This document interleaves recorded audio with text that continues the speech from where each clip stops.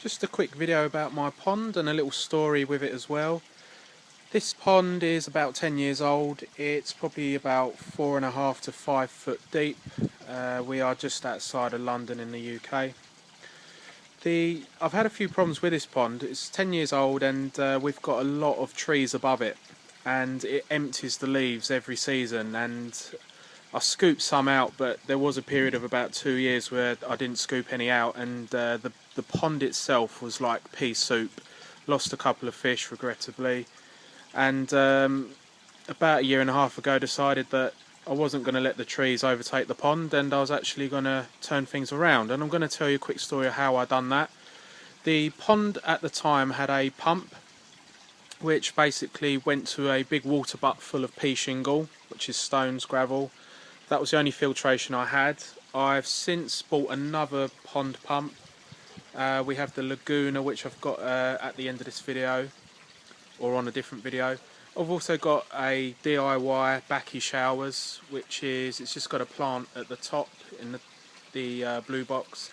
The bottom one's full of bricks that you build houses with, and the bottom is full of some sort of stone that I bought from a fish aquarium.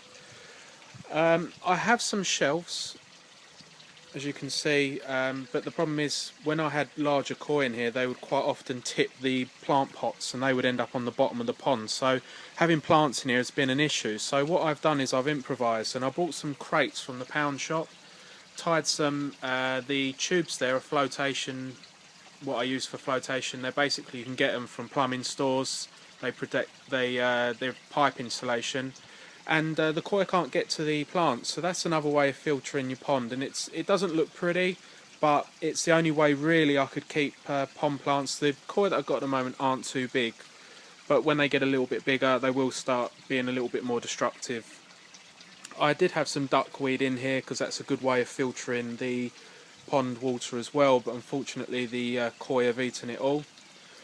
If this video's got enough memory, what I'll do is I'll actually show you inside the filter. I've also put this net across as well because I've got a lot of trees above the pond. As I say, they do shed a lot of leaves every year. So I've got a plant in the top. I could actually go for another plant as well in there, and you can see this water butt as well.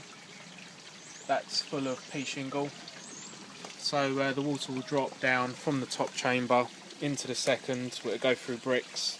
The bottom chamber obviously operates as a trickle filter, and then the water butt as well will drop into the bottom chamber. So we've got a couple of filtration things. About 1.5 years ago the visibility was 2 to 3 inches. You can now pretty much on a good day see the bottom of the pond. It's a little bit murky still, but I have actually got a video that explains how I managed to get rid of the brown water that we had, which was causing visibility to be so poor. But this is my pond, and I've got a mirror as well to direct sunlight in the afternoon. The sun comes over and shines at that fence. That is a brilliant way of giving your plants a little bit more light if your pond is under trees like mine, because they don't get too much direct light.